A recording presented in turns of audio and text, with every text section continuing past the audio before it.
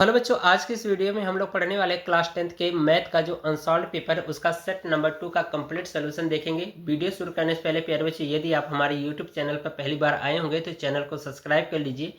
Video पूरा देखिए बच्चों। वीडियो यदि आपको पसंद आती है तो वीडियो को लाइक करिए और साथ ही साथ चैनल को सब्सक्राइब करना न भूलिएगा। तो चलिए बच्चों, बिना किसी देरी के आज की वीडियो को शुरू करते हैं।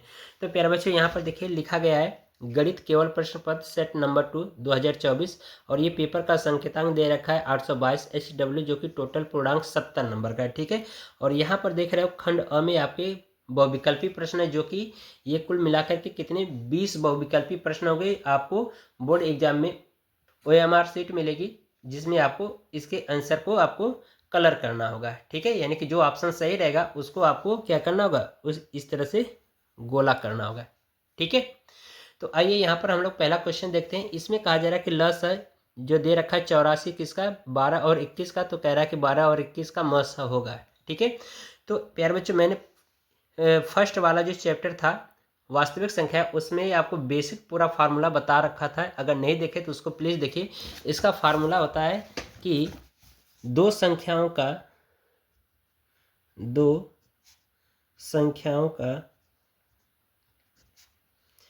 संख्याओं का गुणनफल बराबर LCM गुणे HCF, ये फार्मूला होता है। ठीक है। तो दो संख्याएं हमें दे रखा है, एक 12 दे रखा है और एक 21। ठीक है। तो 12 और 21 का गुणनफल जो है LCM और HCF। तो यहाँ पर कह रहा है कि इसमें आपको कि जो LCM वो 84 दे रखा है, तो LCM आपसे पूछा जा रहा है। तो यहाँ पर आप लिख दीजिए 84 गुणे HCF की वैल्यू निकालनी है। तो 84 का भाग कराइए तो हो जाएगा HCF बराबर 12 गुणे 21 बटा 84। तो यहाँ इससे भाग कर दीजिए, 12 कम 12, 12 सत्ते 84 और 7 त्रिके 21। तो यानी HCF बराबर कितना आ गया हमारा 3। ये आंसर हो जाएगा। ठीक है। तो यहाँ पर आप देख सकते हो कि जो आपका ऑप्शन सही होगा वो कौन सा होगा, ए सही हो जाएगा। ठीक है। दूसरे क्वेश्चन में देखिए कहा जा रहा है कि एक बक्से में 6 नीले 4 सफ़ेद 8 लाल कंचे हैं। यदि इस बक्से में एक ही कंचा यादृच्छिक निकाला जाता है तो इसके नीले रंग के होने की प्रायिकता बताइए। ठीक है। तो प्यारे बच्चों, इसका जो ऑप्शन होगा वो सी सही हो जाएगा, यानी कि 1/3। अब 1/3 कैसे होगा इसको देखो सोल्यूशन। ठीक है। कहा गया है इसमें दूसरे क्वेश्चन में कह रहा है कि ये हमारे पास क्या है, एक बक्सा है। ठीक है। और इस बक्से में कह रहा है कि 6 नीले कंचे हैं। ठीक है। और कहा जा रहा है कि 4 सफ़ेद हैं। ठीक है। 4 सफ़ेद हैं और इसके बाद कहा जा रहा है कि 8 लाल कंचे हैं।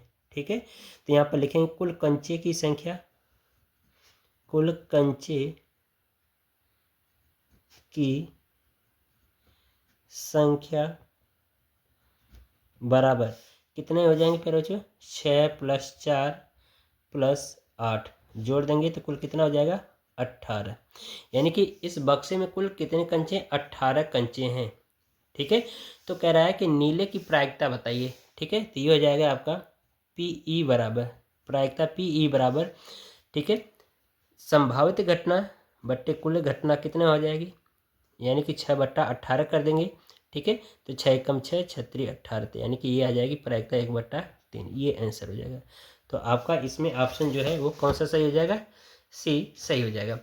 फिर इसमें देखिए कहा जा रहा है कि किसी बारंबारता बंटन के बहुलक तथा माध्यक क्रमशः आपको दे रखे 42 और 38.1 इसका माध्य होगा। ठीक है। तो इसका माध्य प्यारे बच्चे जो आपको आंसर मिलेगा वो इसका ये हो जाएगा ऑप्शन नंबर बी। ठीक है। इसका सलूशन देख लेना। ठीक है। फिर इसके बाद यहाँ पर कहा जा रहा है कि ये चौथे वाले क्वेश्चन में ये आपको वर्ग अंतराल दे रखा है, बारंबारता दे रखा है, कह रहा है कि इसमें बंटन का कह रहा है बारंबारता बंटन का बहुलक वर्ग होगा। ठीक है। तो इसमें बहुलक वर्ग प्यारे बच्चों कैसे हम पता करेंगे, यहाँ पर बारंबारता में देखेंगे जिसकी संख्या ज़्यादा होगी। ठीक है, उसका वर्ग अंतराल जो रहेगा वही हमारा क्या कहलाता है, बहुलक वर्ग कहलाता है। ठीक है, तो यहाँ पर देख रहे हो 18 सबसे बड़ी संख्या और इसका इसी के जस्ट ऊपर का जो वर्ग अंतराल होता है वो हमारा बहुलक वर्ग होता है। तो यानी कि ये हमारा क्या हो जाएगा 15 से 20। तो इसमें ऑप्शन नंबर डी सही हो जाएगा 15 से 20। ठीक है, फिर इसके बाद मेरे बच्चों यहाँ पर देखिए कहा जा रहा है 52 पत्तों की अच्छी तरह से फेंटी गई एक गड्डी में से एक पत्ता निकाला जाता है। एक तस्वीर वाले पत्ते को ये कह रहा है एक तस्वीर वाले पत्ते को प्राप्त करने की प्रायिकता बताइए। ठीक है, तो इसका ऑप्शन नंबर 3 यानी सी सही हो जाएगा 3/13।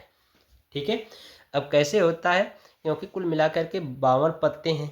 ठीक है, और उसमें कह रहा है तस्वीर वाले पत्ते, तो उसमें 4 तरह के पत्ते होते हैं और प्रत्येक में 3-3 पत्ते तस्वीर वाले होते हैं, तो 12 पत्ते हो जा रहे हैं। तो अब क्या करेंगे 12 में 52 का भाग कराएंगे। ठीक है, तो आपको प्राप्त हो जाएगा। ठीक है, ठीक है, ये वाला मैंने क्वेश्चन बड़े वाले इंपॉर्टेंट जो क्वेश्चन की सीरीज थी प्रायिकता में उसमें करा रखा है, देखिए वीडियो को पूरा। ठीक है, सभी क्वेश्चन मैंने कराए, जितने प्यारे बच्चे इंपॉर्टेंट क्वेश्चन कराए सभी के सभी बोर्ड के एग्जाम में पूछे गए प्रश्न थे। ठीक है, तो इसलिए उसको जरूर आप तैयार कर लें। इसके बाद छठवें क्वेश्चन में देखिए कहा जा रहा है कि एक परिमेय संख्या और एक अपरिमेय संख्या का अंतर। प्यारे बच्चों परिमेय संख्या और अपरिमेय संख्या का चाहे उसका योग करिए चाहे अंतर करिए हमेशा अपरिमेय ही आता है। तो इसका ऑप्शन नंबर ए सही हो जाएगा, यानी सदैव अपरिमेय संख्या। ठीक है, फिर इसके बाद इसमें कहा जा रहा है कि निम्न संख्याओं में से कौन सी संख्या एक अपरिमेय संख्या है। तो इसका ऑप्शन नंबर सी सही हो जाएगा, क्योंकि ये भी हमारा अपरिमेय, ये भी हमारा अपरिमेय, क्योंकि कर्णी में है और ये भी कर्णी में है। ठीक है, तो ये हमारे क्या होंगे अपरिमेय होंगे। लेकिन ये देखो ए का वर्ग माइनस बी के वर्ग का विस्तार है, तो कर्णी 5 का वर्ग करेंगे 5 और 7 का वर्ग करेंगे तो कितना आएगा 7 ही आएगा। ठीक है, तो ये हो जाएगा 7, इसमें से आप घटा दीजिए। ठीक है, तो ये आपका ऑप्शन सी आ जाएगा। ठीक है, अब 8वां क्वेश्चन देखिए, इसमें कहा जा रहा है कि बिंदु ए कामा बी और बी कामा माइनस ए के बीच की दूरी होगी। ठीक है, तो इसका ऑप्शन नंबर डी सही हो जाएगा, यानी कर्णी में 2a² + 2b²। ठीक है, अब कैसे होगा इसका सोल्यूशन आप देख लो। ठीक है, तो यहाँ पर आपको 2 बिंदु दे रखे हैं, है ना। तो यहाँ पर प्यारे बच्चों हमारे पास 2 बिंदु दे रखा है। ठीक है, ये आपका 8वां क्वेश्चन है और कह रहा है इनके बीच की दूरी बताना। जैसे कि मान लेते हैं ये हमारे पास कोई एक रेखा है, यहाँ पर ए बिंदु है और ये बी बिंदु है। यहाँ का निर्देशांक आपको दे रखा है ए कामा बी और यहाँ का दे रखा है बी कामा माइनस ए दे रखा है। तो कह रहा है इनके बीच की दूरी आप बताओ। ठीक है, तो 2 बिंदुओं के बीच की दूरी के लिए फार्मूला होता है कर्णी में, यानी डी बराबर कर्णी में x2 - x1 पूरे का whole square plus y2 - y1 पूरे का होल स्क्वायर। ठीक है, तो ये हमारा x1 का मान हो जाएगा, ये x2 का x1 और ये y1, यहाँ पर ये x2 और ये y1। ठीक है, इसी मान रखिए, ये हो जाएगा d बराबर मान रखिए, तो ये हो जाएगा x2 का मान आपका b है और माइनस x1 का a पूरे का होल स्क्वायर और प्लस y2 का मान -a और ये -y1 का b पूरे का होल स्क्वायर। ठीक है, ये a - b पूरे के होल स्क्वायर का फॉर्मेट है, इसका विस्तार कर दीजिए। तो ये हो जाएगा a² + b² + 2ab, ये हो जाएगा। अब प्लस यार बच्चे यहाँ से हम क्या करें -1 कॉमन ले लें। ठीक है, -1 कॉमन लेंगे, आपका ये क्या होगा एक बाहर निकलेगा तो ये भी एक वर्ग के रूप में निकलेगा। तो ये हो जाएगा आपका यहाँ से a + b पूरे का होल स्क्वायर। ठीक है, ये हो जाएगा। अब इसके बाद यहाँ से देखिए, तो इसका विस्तार करेंगे तो ये हो जाएगा आपका a² + b² प्लस, ठीक है, ये हो जाएगा आपका, ये हो जाएगा 2ab और ये हो जाएगा -1। ठीक है, और ये हो जाएगा आपका a² + b² प्लस 2ab, ये हो जाएगा। ठीक है बच्चों, तो अगर हम इसी का विस्तार कर दें, ठीक है, तो ये तो मान लीजिए वर्क कर दिया, कोई दिक्कत नहीं, ये तो गुणांक में हो गया, हट जाएगा। ठीक है, अब यहाँ पर देखो इसका जब वर्क करेंगे यहाँ से, ठीक है, तो ये आपका मिल जाएगा, क्योंकि यहाँ पर देखो ये माइनस वाला, तो ये आपका माइनस लग जाएगा। ठीक है, तो ये इससे कट जाएगा, ये सभी क्या हो जाएंगे जुड़ जाएंगे। ठीक है, और प्यारे बच्चे जब इसका वर्क करेंगे ना तो ये आपका प्लस ही होगा। ठीक है, तो ये जुड़ जाएगा आपका, तो हो जाएगा कर्णी में ए जोड़ देंगे तो 2a² और b² जोड़ देंगे तो 2b²। ठीक है, यही हमारा आंसर हो जाएगा। ठीक है, चलिए अगला क्वेश्चन देखते हैं। अगले क्वेश्चन में देखिए प्यारे बच्चों, कहा जा रहा है कि द्विघात बहुपद कह रहा है कि x² - 4x+1 के शून्यक का योग होगा। ठीक है, तो शून्यक का योग निकालने के लिए प्यारे बच्चों मैंने क्वेश्चन आपका जो बहुपद चैप्टर चल रहा था उसमें इंपॉर्टेंट क्वेश्चन वाली सीरीज पढ़ाया था, वहाँ पे हर एक चीज़ें बताया हूँ आपको। बहुपद यानी जो शून्य के योगफल, शून्य के गुणनफल कैसे निकाला जाता है वहाँ से आप देख लेना। बस इसका ऑप्शन मैं आपको बता दे रहा हूँ, ये सही हो जाएगा। ठीक है, चलिए इसमें कहा जा रहा है कि 10वें में कह रहा है कि रैखिक समीकरण के युग में x - y = 8, 3x - 3y = 16 के हलों की संख्या होगी। ठीक है, तो इसका प्यारे बच्चों जो ऑप्शन नंबर बी सही हो जाएगा, कोई नहीं। ठीक है, अब इसके बाद प्यारे बच्चों इसमें कहा जा रहा है 11वें में कह रहा है कि यदि समीकरण x² - x के x - 8 = 0 का एक मूल 2 है तो k का मान ज्ञात कीजिए। ठीक है, तो इसमें क्या करिए, जहाँ पर x है ना वहाँ पर आप क्या करिए 2 रख दीजिए। हल करके हम क्या करेंगे, k का मान निकालेंगे तो -2 आ जाएगा। ऑप्शन नंबर बी सही हो जाएगा। ठीक है, फिर इसके बाद फिर बच्चे इसमें कह रहा है कि समांतर श्रेणी AP कह रहा है कि 10, 17, 4 तो कह रहा है कि 20वां पद होगा। ठीक है, तो इसका option number option number A सही हो जाएगा, -47। ठीक है, ये आपका आंसर होगा। कैसे होगा अब इसका सोल्यूशन भी आपको मैं दिखा दे रहा हूँ। ठीक है, तो यहाँ पर आपको दे रखा है प्यारे बच्चों, आपको यहाँ पर दिया है आपका क्वेश्चन नंबर 12 है। ठीक है, इसमें AP बराबर आपको दे रखा है 10 दे रखा है, 7, 4 डॉट करके 20वां पद, यानी कि ये n बराबर आपको दे रखा है कितना, 20। ठीक है, और प्रथम पद हमारा कितना है, 10। ठीक है, तो सारवंतर निकाल लीजिए तो ये हो जाएगा सारवंतर D बराबर A2 - A1, तो ये A2 हो जाएगा, ये A1 है। ठीक है, तो ये हो जाएगा हमारा 7 - 10, तो ये हो जाएगा D बराबर -3। ठीक है, ये हमें पता हो गया। तो हमें nवां पद पूछ रहा है, यानी AN का मान आपसे पूछ रहा है। ठीक है, फार्मूला होता है AN बराबर ये हो जाएगा आपका A + n - 1 × DC। ठीक है, अब इसी में सारे मान रख दीजिए तो आपका -47 आ जाएगा। ठीक है, यही आंसर हो जाएगा। रख करके सॉल्व कर लेना। n की जगह पर आपको कितना रख देना होगा, 20, और a की जगह पर 10 और d की जगह पे -3 रख करके सॉल्व कर देना होगा। ठीक है, तो आ जाएगा आंसर आपका। चलिए अगला क्वेश्चन देखिए। अगले क्वेश्चन में प्यारे बच्चों देखिए, इसमें कहा जा रहा है कि 10 सेंटीमीटर त्रिज्या वाली एक वृत्त से कह रहा है कि स्पर्श रेखा PQ और केंद्र से जाने वाली रेखा से एक बिंदु Q इस प्रकार मिलती है कि OQ बराबर 12 तो PQ की लंबाई होगी।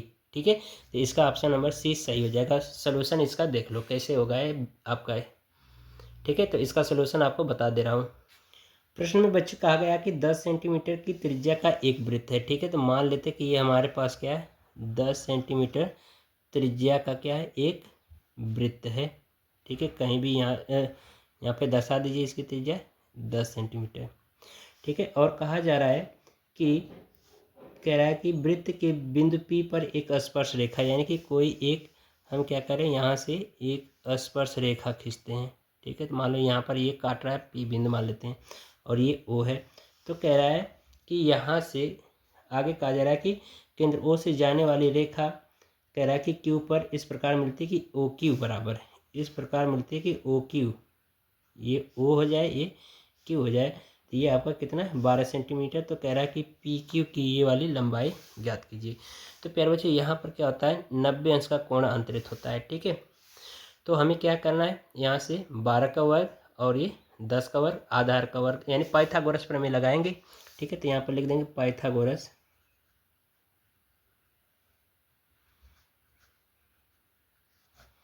प्रमेय से, पाइथागोरस प्रमेय से देख लो। तो पाइथागोरस प्रमेय क्या कहती है, कर्ण का वर्ग बराबर, यानी कर्ण आपका OQ है, वर्ग बराबर लंब का वर्ग यानी कि OP का वर्ग प्लस आधार QP का वर्ग। ठीक है, इसी मान रख दीजिए तो ये हो जाएगा, इसका मान आपको दे रखा है 12 का वर्ग और ये आपको दे रखा है 10, तो ये हो जाएगा 10 का वर्ग प्लस ये हो जाएगा ओ पी का वर्ग। ठीक है, यही वाला हमें कह रहा है कि इसका मान बताना है, तो इसका वर्ग कर देंगे तो हो जाएगा 144, ये बराबर हो जाएगा आपका 100 और ये हो जाएगा plus O P O Q है ना बच्चों, ओ क्यू का स्क्वायर, इसको 75 करके इधर लाइए तो इसमें से घट जाएगा तो कितना बचेगा आपका 100 बचेगा 44, तो ये हो जाएगा आपका पी क्यू पी का स्क्वायर बराबर ये हो जाएगा आपका 44, वर्ग ले लेंगे तो क्यू पी बराबर हो जाएगा आपका करड़ी में 44, करड़ी में 44 को हम लिख सकते हैं 4 गुणे 11, 4 का वर्गमूल निकल जाएगा आपका 2, तो ये हो जाएगा क्यू पी बराबर 2 करड़ी में 11 सेंटीमीटर। ये आंसर हो जाएगा। ठीक है, चलिए अगला क्वेश्चन देखते हैं। इस क्वेश्चन में देखिए कहा जा रहा है यदि दो घनों जिसमें से प्रत्येक का आयतन कह रहा है 8 घन सेंटीमीटर है, तो कह रहा है कि संलग्न फलक को एक सिरे से दूसरे सिरा मिलाकर जोड़ दिया जाए तो इससे प्राप्त घनाभ का पृष्ठीय क्षेत्रफल ज्ञात कीजिए।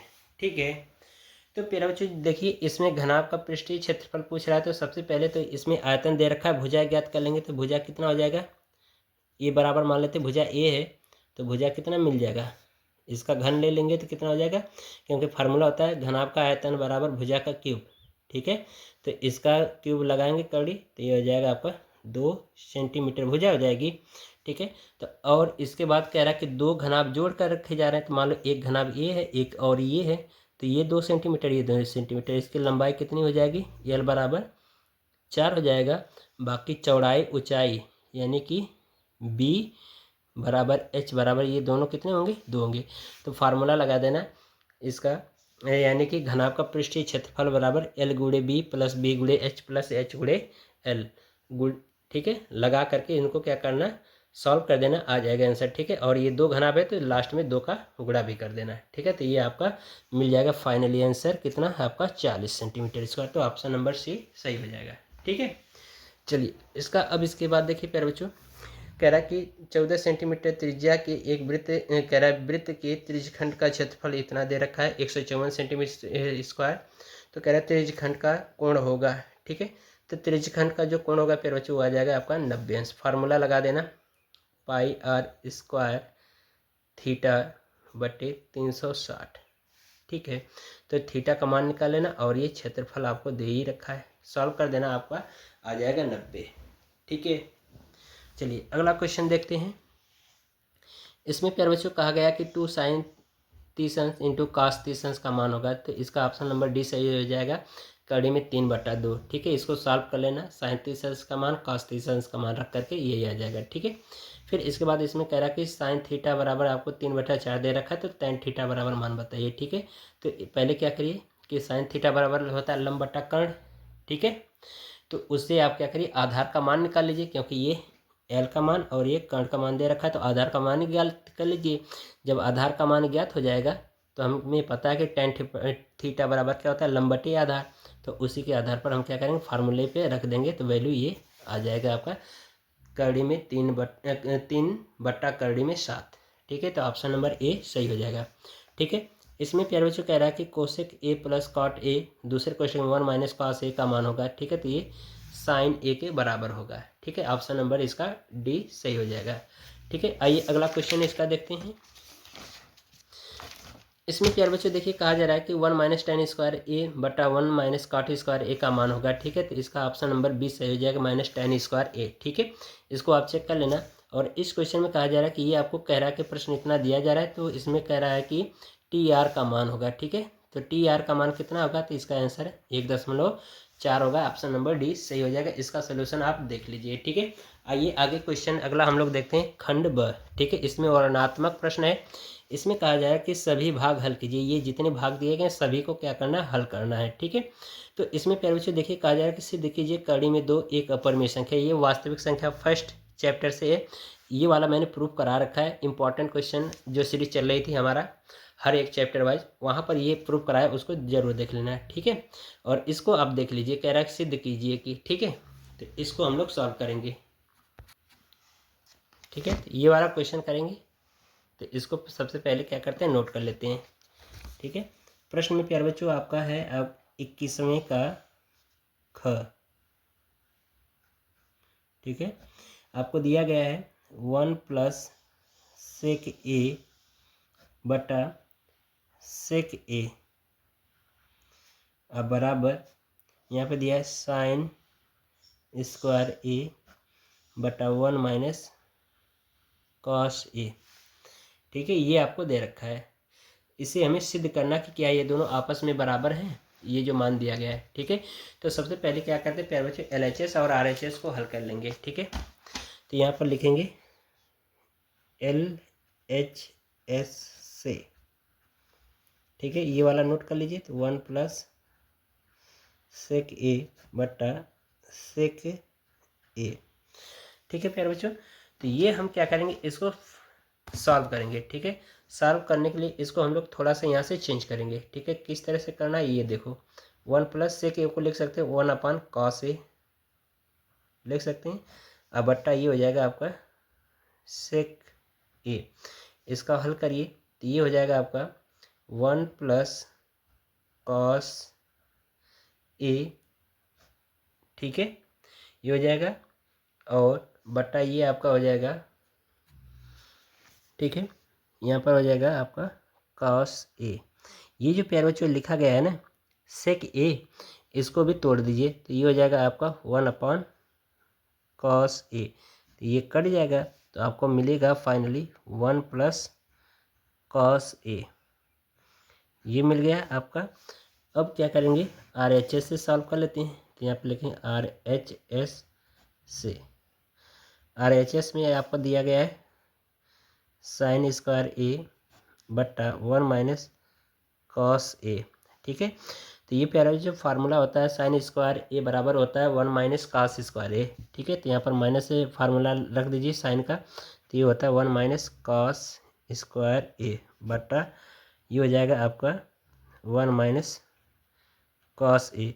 ये देखो इसको हम लोग थोड़ा सा चेंज करेंगे, यहाँ पर लिख सकते हैं 1 का स्क्वायर माइनस ये हो जाएगा कॉस ए का स्क्वायर, इसी को चेंज कर सकते हैं। ये हो जाएगा 1 माइनस कॉस ए, ये हो गया ए का वर्ग माइनस बी के वर्ग का फॉर्म। तो ये हो जाएगा आपका 1 प्लस कॉस ए, दूसरे क्वेश्चन में 1 माइनस कॉस ए पूरे का बट्टा 1 माइनस कॉस ए, ये आपका कट जाएगा तो बचेगा आपका क्या 1 प्लस कॉस ए। तो आप देख रहे हो कि LHS और RHS दोनों समान आ रहा है, तो इसलिए हम कह सकते हैं LHS बराबर RHS, यही हमारा आंसर हो जाएगा। दोनों मान बराबर आ गए, ठीक है। चलिए अगला क्वेश्चन देखते हैं। यहाँ पर तेरे बच्चों देखिए कहा जा रहा है कि 21 सेंटीमीटर त्रिज्या वाले एक अर्धवृत्त की जीवा केंद्र पर समकोण अंतरित करती है। तो कह रहा है संगत लघु वृत्त खंड का क्षेत्रफल ज्ञात कीजिए, ठीक है।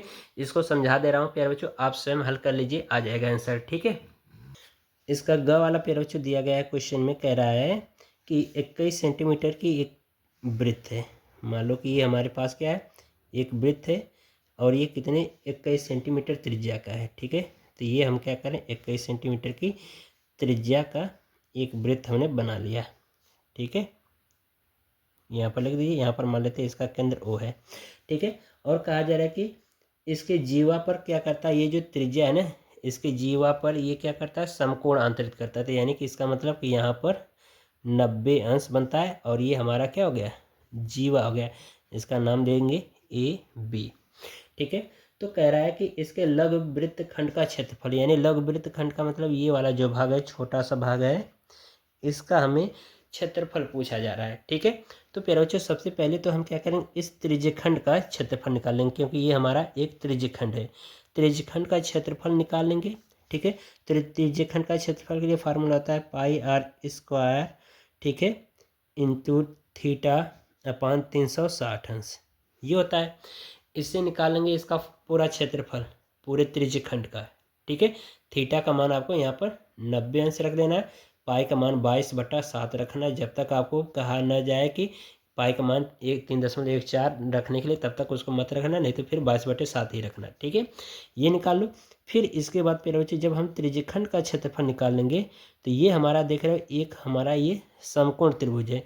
तो समकोण त्रिभुज का क्षेत्रफल के लिए फार्मूला होता है 1/2 आधार गुणे लंब। आधार का आपका क्या हो जाएगा AO और गुणे लंब आपका OB। ठीक है, तो हम क्या करेंगे इस त्रिज्य खंड के क्षेत्रफल में से इस समकोण त्रिभुज के क्षेत्रफल को क्या करेंगे घटा देंगे, तो हमें इस लघुवृत्त खंड का क्षेत्रफल आ जाएगा। ठीक है, कर लेना। चलिए अगला क्वेश्चन देखेंगे। इसमें देखिए कहा जा रहा है इसका बहुलक ज्ञात कीजिए। ठीक है, तो आइए बहुलक को करते हैं।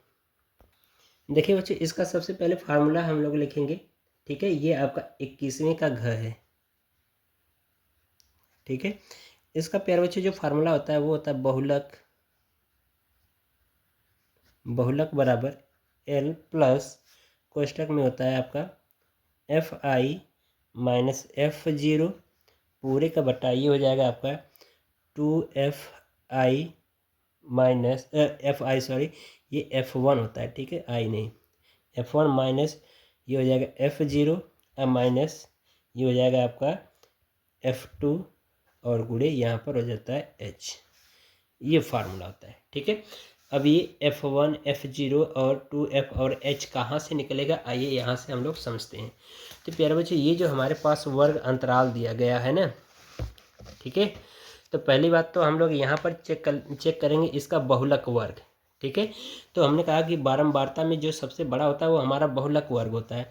तो ये सबसे बड़ी संख्या 10 है ना, तो इसका बहुलक वर्ग कितना हो जाएगा 30 से 35। ठीक है, तो इसकी जो निम्न सीमा होती है, ठीक है, वो हमारा किसका मान होता है L का। तो इसकी निम्न सीमा क्या है 30 है।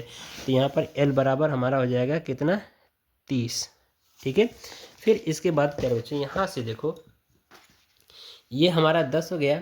ठीक है, तो ये हमारा क्या होता है, ये हमारा होता है F1 की वैल्यू। ठीक है, ये हमारा 10 F1 और इसके जस्ट सामने का क्या होता है F0 होता है और इसके जस्ट पीछे का ये हमारा क्या होता है F2 होता है।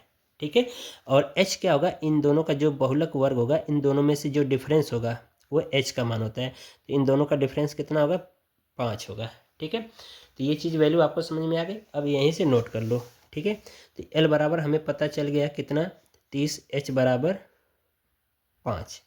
ठीक है, फिर इसके बाद हमें पता हो गया F1 बराबर कितना है 10 है, तो F0 बराबर कितना यहाँ पर 9 है। ठीक है, फिर इसके बाद F2 बराबर कितना हमें पता चला है F2 बराबर 3। ठीक है, ये सभी चीज़ें आपको क्लियर हो गई ना। यहीं से हम क्या करेंगे मान को अब इस फार्मूले में रखेंगे। इस फार्मूले में रखिए सभी। ठीक है, तो ये हो जाएगा आपका बहुलक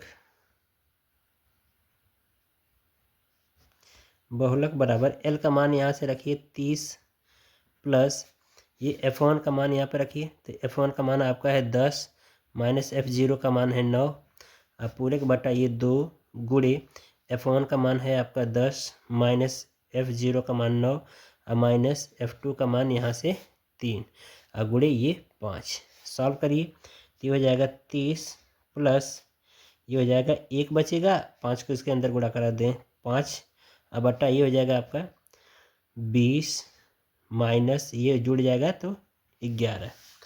ठीक है, अब इसी को सॉल्व कर लीजिए तो ये हो जाएगा आपका 30 प्लस 5 बटा ये हो जाएगा आपका 9। ठीक है, 9 हो जाएगा। एक चीज़ और ये 9 3 12 होता है ना 12 हो जाएगा, ये आपका बच जाएगा तो इसमें से 8 बचेगा। ठीक है, अब इसी का भाग कर दीजिए तो इसका जब भाग करेंगे प्यारे बच्चों तो ये जो वैल्यू आ जाएगी 6 यानी 10.625। तो अब क्या करें 30 में इसको जोड़ दीजिए तो ये हो जाएगा बहुलक बराबर ये हो जाएगा 30.625। ये आंसर हो जाएगा। ठीक है, बहुलक निकालना भी आपको समझ में आ गया। अब इसके बाद प्यारे बच्चों हम लोग अगला क्वेश्चन इसमें देखेंगे। ठीक है, यहाँ पर क्वेश्चन में देखिए कहा जा रहा है कि उस बिंदु के निर्देशांक की ज्ञात कीजिए जो 4, -3 और 8, 5 को जोड़ने पे रेखाखंड 3:1 के अनुपात में कह रहा है कि अंतर विभाजित करता है। तो ये विभाजन वाला फार्मूला लग जाएगा। ठीक है, तो विभाजन वाला फिर बच्चे जो फार्मूला होता है उसको मैं आपको बता दे रहा हूँ, आप स्वयं हल कर लीजिए। ठीक है, फार्मूला होता है आपका कोष्टक में, ये हो जाएगा आपका m1x2 प्लस ये आपका m2, ठीक है, m2x1 बटा m1 प्लस m2। ठीक है, सॉरी यहाँ पर कॉमा रहेगा। ठीक है, फिर इसके बाद हो जाएगा आपका m1, ठीक है, m1y2 प्लस m2y1 अब बट्टा हो जाएगा m1 प्लस m2। ठीक है, इसी फार्मूले पे रख करके हल कर लिए, आ जाएगा आंसर। ये आपका हो जाएगा x1, ये हो जाएगा y1, ये हो जाएगा सॉरी ये यहाँ पर है, ये x1 y1, ये हो जाएगा x2, ये हो जाएगा y2, ये हो जाएगा आपका m1 और ये हो जाएगा m2। ठीक है, ये जो मान दिया गया, अब रख करके ये जो फार्मूला बताया रख करके हल कर लीजिए, आपको आ जाएगा। इसका जो आंसर आएगा फिर बच्चों 7, 3 आएगा, ये आंसर हो जाएगा। ठीक है, चलिए आगे हम लोग क्वेश्चन को सॉल्व करेंगे। इसमें कहा जा रहा है, देखिए ये वाला आपको फार्मूला लगाना जो हमने अभी जो ऑब्जेक्टिव वाला क्वेश्चन में सॉल्व कराया था, दो बिंदुओं के बीच की दूरी। तो इसमें आपको कह रहा है कि y के मान इसमें बताने जो कि दो बिंदुओं के बीच की दूरी यानी d का मान दे रखा था, y का मान ज्ञात करना है। ठीक है, इस क्वेश्चन में सॉल्व कर लीजिएगा, आ जाएगा आंसर। ठीक है, उसी फार्मूले पे। अब इसके बाद फिर बच्चों हम लोग 22वें क्वेश्चन में आते हैं। 22वें कह रहा है किन्हीं 5 भागों को हल कीजिए। ये आपको कुल मिला के 6 भाग दिए गए, 5 को हल करना है। तो इसमें से ये वाले क्वेश्चन मैंने बहुपद वाला करा रखा है, ये चैप्टर भी पढ़ा रखा है, इसको भी पढ़ा रखा है। ठीक है, इसको आप देख लेना। ठीक है, ये 2 क्वेश्चन मैं आपको ये वाला बताऊंगा, अंगा वाला। ठीक है, बाकी ये प्रायिकता वाला सब कुछ करा रखा है। इतने सारे क्वेश्चन आपको करा रखा है। प्लीज़ आप हमारे YouTube चैनल के प्लेलिस्ट में जाइए, वहाँ से सभी वीडियो आपको एक क्रम में मिल जाएंगे। ठीक है, वहाँ से स्टडी कर सकते हैं। हम लोग ये क्वेश्चन को सॉल्व करेंगे अंगा वाला। बाकी यहाँ पर ये सभी क्वेश्चन मैंने प्रोवाइड कर दिया, पढ़ा रखा है, YouTube चैनल पर हमारी मिल जाएगा। ठीक है, चलिए इसको हम लोग सॉल्व करते हैं। तो प्यारे बच्चों कह रहा है कि इसमें बारंबारता सारणी का माध्य ज्ञात करना है। ठीक है, तो इसमें प्यारे बच्चों माध्य ज्ञात करने के लिए हमारे पास 3 विधियाँ होती हैं। ठीक है, एक होता है प्रत्यक्ष विधि, एक होता है कल्पित विधि, एक होता है पग विचलन विधि। ठीक है, तो इसमें किसी विधि से नाम लिख करके नहीं पूछा है। तो जब नाम लिख करके नहीं पूछा है तो सबसे सिंपल और इजी जो विधि होती है वो होती है प्रत्यक्ष विधि। प्रत्यक्ष विधि लगा दीजिए, आंसर सेम आएगा। तीनों विधि से हल करिए, तीनों से आंसर सेम आएगा, लेकिन सबसे जो आसान होती है वो हमारी होती है प्रत्यक्ष विधि। ठीक है, तो इसमें कोई विधि का नाम लिख करके नहीं कहा गया कि इस विधि से ज्ञात कीजिए, तो आपकी इच्छा है, तीनों में से कोई लगा सकते हो। तो मेरी जो सबसे फेवरेट होती है ना वो है आपका प्रत्यक्ष विधि, क्योंकि बहुत ही सिंपल और इजी होती है, आसानी से हो जाएगा और समय की बचत भी हो जाती है। ठीक है, तो आइए इसको हम लोग सॉल्व करते हैं। तो बच्चों ये हमारा क्वेश्चन 22वें का अंगा वाला है। ठीक है, इसको हम लोग सॉल्व करेंगे। तो यहाँ पर लिखेंगे प्रत्यक्ष विधि से, क्योंकि प्रत्यक्ष विधि से हम माध्य निकाल रहे हैं तो विधि का नाम जरूर लिख दें, प्रत्यक्ष विधि से। इसमें कुछ कॉलम होते हैं प्यारे बच्चों, उसको आपको बना लेना होगा। ठीक है, तो 2 कॉलम तो हमारे दिए रहते हैं। पहला हमारा जो होता है वर्ग अंतराल, तो वर्ग अंतराल। ठीक है, ये वाला कॉलम आपको दिया रहता है प्रश्न में। और दूसरा होता है बारंबारता। ठीक है, बारंबारता को प्यारे बच्चों हम लोग यहाँ पर FI से दर्शाते हैं। ठीक है, फिर इसके बाद हम लोग इसका मान निकालेंगे XI का। ठीक है, फिर इसके बाद F और XI का गुणनफल का मान, यानी FI इंटू XI का मान निकालेंगे। ठीक है, तो जो मान दिया गया है पहले उसको नोट कर लो। वर्ग अंतराल आपका दे रखा है 15 से 20। ठीक है, तो जिससे ख़त्म हो रहा उसी से शुरू होगा आगे। तो ये हो जाएगा 20 से 25, फिर 25 से 30, 30 से 35, 35 से 40। ठीक है, और दे रखा है आपका 40 से 45। ठीक है, 45 से 50, ये इतने आपको दिया गया है डाटा। अब बाकी जो डाटा है इससे हम लोग निकालेंगे। तो यहाँ पर हमारा जो एक कॉलम हो जाएगा कुल योग। बारंबारता आपको दे रखा है यहाँ पर 14, 56, 60, 86, 74, 62, 48। ठीक है, इनका योग निकाल लीजिए, इनको जोड़ देंगे प्यारे बच्चों। सिग्मा एफ आई बराबर जो मान आ जाएगा प्यारे बच्चों, जोड़ेंगे तो हमारा 400 आ जाएगा। ठीक है, आप जोड़ करके देख लीजिएगा, आएगा। ठीक है, अब एक्स आई का मान कैसे ज्ञात करना प्यारे बच्चों, इनको जोड़ करके 2 से भाग कर देना हो। ठीक है, तो ये हो जाएगा 35, 35 में 2 से भाग करेंगे तो ये हो जाएगा 17.5। अब इन दोनों का प्यारे बच्चों अब बार बार हमें ये करना नहीं है। अब इनमें देखिए अंतर कितने का, 5 का अंतर है, बस इसमें 5 जोड़ते चले आइए। तो ये हो जाएगा आपका 22.5, फिर इसके बाद 27.5, फिर इसके बाद हो जाएगा आपका 32.5, फिर इसके बाद हो जाएगा 37.5, फिर इसके बाद हो जाएगा 42.5, फिर इसके बाद हो जाएगा आपका 49, आपका हो जाएगा 47.5। ठीक है, तो ये हो गया प्यारे बच्चों। अब हमें क्या करना है, यहाँ पर एफ आई एक्स आई का मान ज्ञात करना है, तो इसका इसमें गुणा कराइए। तो मैंने पहले गुणा करा लिया है, आप गुणा करके चेक कर लेना। तो ये आ जाएगा, इसका गुणा हो जाएगा तो 245 हो जाएगा। इसका गुणा करा देंगे तो हो जाएगा 1260, और इसका गुणा कराएंगे तो हो जाएगा 1650, इसका करा देंगे 2795, और इसका करा देंगे तो हो जाएगा 2775। ठीक है, इसका कराएंगे तो हो जाएगा 2635, और इसका करा देंगे तो 2280। इनका टोटल योग कर लेंगे, sigma F I into X I बराबर हो जाएगा, फिर बच्चों इनको जोड़ देंगे तो ये हो जाएगा हमारा 13,640, 13,640। तो इसका फार्मूला होता है फिर बच्चों माध्य एक्स बार बराबर हो जाएगा आपका सिग्मा ऑफ एफ एक्स का ये या एफ आई भी कह देते हैं इंटू सिग्मा ऑफ एक्स।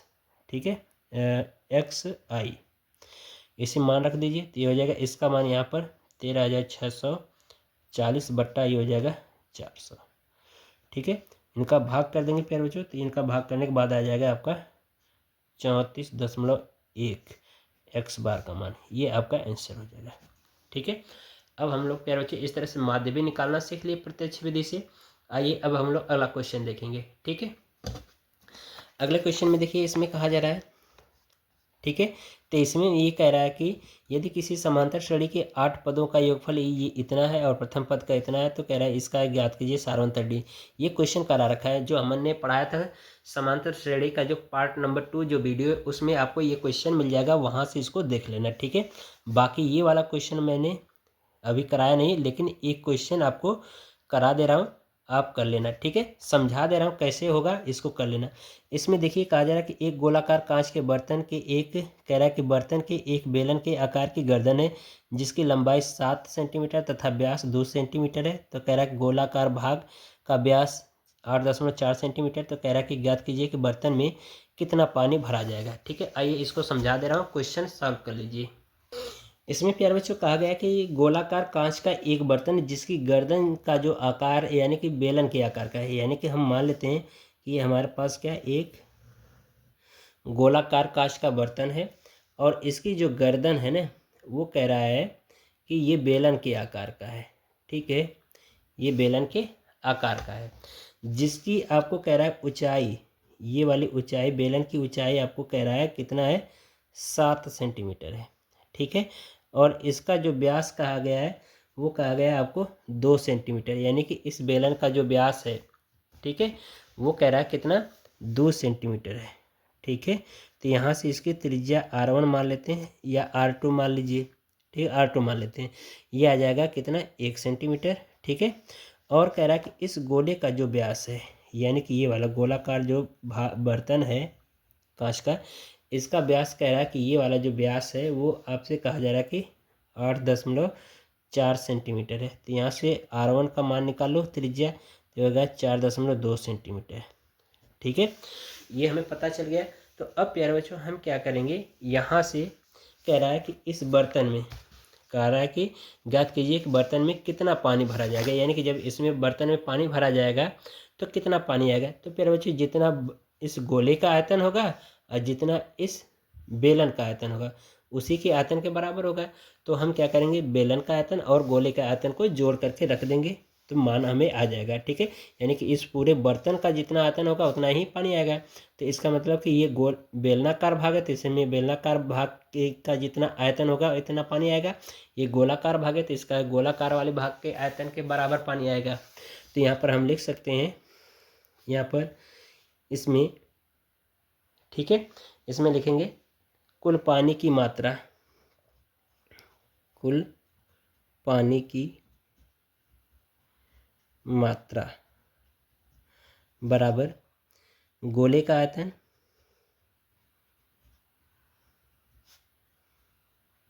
आयतन प्लस बेलन का आयतन। अब इनका फार्मूला होता है 4/3 पाई r1 का क्यूब प्लस इसका होता है फार्मूला पाई r स्क्वायर एच, तो यहाँ पर पाई r2 स्क्वायर एच। अब इसे मान रख करके हल कर दो प्यारे बच्चों, आ जाएगा आपका फार्मूले में आंसर आ जाएगा। ठीक है, अब इसके बाद प्यारे बच्चों यहाँ पर एक क्वेश्चन अगला है, कह रहा है कि 25वां क्वेश्चन है। ठीक है, यही लास्ट क्वेश्चन है, इसी को करा दे रहा हूँ। इसमें कह रहा है अथवा वाला क्वेश्चन है, तो ये मैंने एक बता दिया, बाकी ये सभी प्रैक्टिस कर लेना, सभी के सभी क्वेश्चन इंपॉर्टेंट हैं। ठीक है, तो ये वाला क्वेश्चन करा दे रहा हूँ, बाकी ये अथवा वाला आप कर लेना। ठीक है, तो इसमें कह रहा है कि एक बहुमंजिल कह रहा है कि भवन के शिखर से देखने पर 10 मीटर ऊंचे भवन के शिखर और तल से अनुमान कोण कह रहा है कि 30-45 है। तो कह रहा है बहुमंजिल भवन की ऊंचाई ज्ञात कीजिए। ठीक है, बहुत ही सिंपल क्वेश्चन है।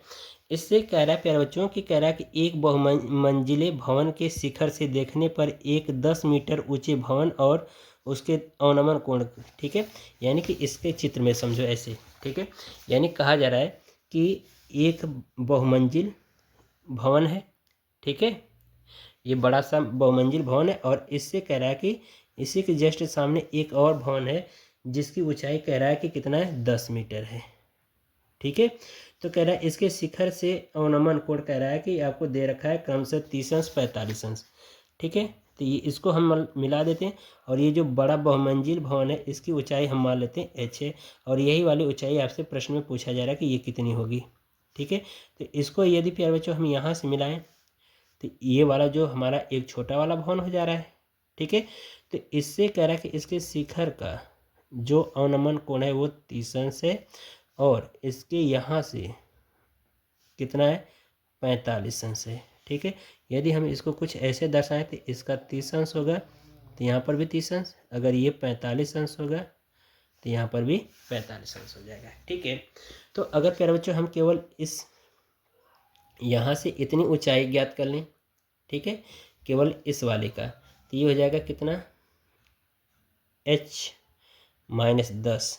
ठीक है, इतनी केवल ऊंचाई। ठीक है, तो अब हम प्यारे बच्चों यहाँ पर क्या करते हैं, एक फार्मूला लगाएंगे। ठीक है, तो वो लगाएंगे tan 30 अंश, वो भी आपका त्रिभुज यहाँ पर नाम देते हैं ABCDE। ठीक है, तो पहले हम लोग ये वाला त्रिभुज लगाएंगे, त्रिभुज BDC में, यहाँ पर लिख देंगे त्रिभुज BDC में। ठीक है, तो ये हो जाएगा आपका लंब बटे आधार, तो लंब हमारा कितना है, h-10 हो गया क्योंकि हमने यहाँ पर निकाल लिया है, और आधार कितना हो जाएगा, BD। ठीक है, तो ये वाली हमें दूरी पता नहीं है। ठीक है, वो मान लेते हैं x। ठीक है, अब वैसे भी इसकी ज़रूरत भी नहीं पड़ेगी, चलिए इसका मान रखिए। तो इसका मान होता है प्यारे बच्चों 1/3 और ये हो जाएगा h-10 बट्टा इसका हमने x माना था, x मान लीजिए, क्रॉस गुणा कराइए तो हो जाएगा x बराबर आपका 3h-10, इसको मान लें समीकरण नंबर 1। ठीक है, अब प्यारे बच्चों हम क्या करेंगे, अब ये बड़ा वाला त्रिभुज लगा दें, ये वाला जो है। ठीक है, तो अब लिखेंगे समकोण त्रिभुज